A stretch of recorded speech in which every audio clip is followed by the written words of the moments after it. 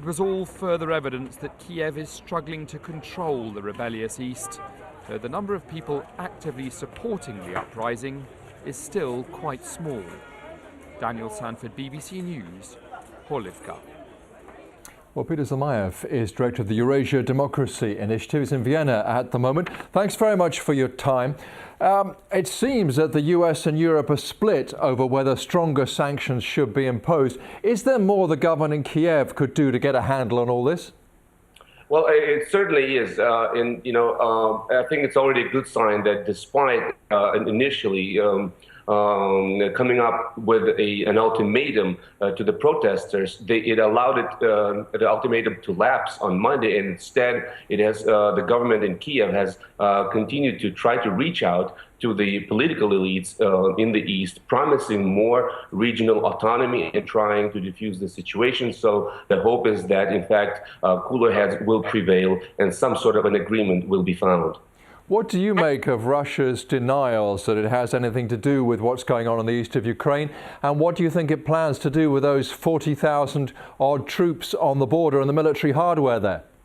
Well, certainly some of those denials have been disingenuous, and you have to keep in mind that the situation that we're observing now in the east of Ukraine is very similar to what was happening in Crimea shortly before the invasion. However, it seems that Moscow's goals include trying to promote what it means. Its primary interest of destabilizing the Sheikh government in Kiev, to prevent it, from drifting any further into the Western orbit, and from signing any agreements with NATO, and of course to continue to wield a major influence in Ukraine's affairs. So the hope is that the show of strength that you're seeing on Ukraine's borders are just a way for Moscow to stay relevant and try to influence the presidential elections in Kiev in the coming month.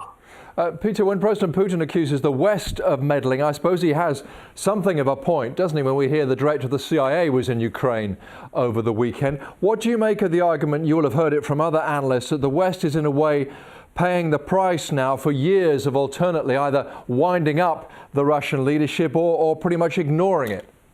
Well, it certainly has a point in a sense that from the very beginning, the Western powers, the EU and Washington, have promised much to Ukraine but have not delivered.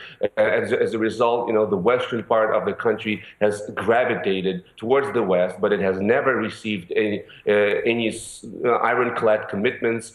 Even whatever the situation that led to the protests back in November, revolved around the mere partnership agreement with the EU. The EU never considered, accepting Ukraine as a full-fledged member. So, in a way, it is Western responsibility for having a very inconsistent policy for Ukraine in the first place. Peter, thank you very much for that. Now, Nigeria's President, Goodluck Jonathan, has blamed the Islamist militant group Boko Haram for an attack on a bus station in the capital, Abuja.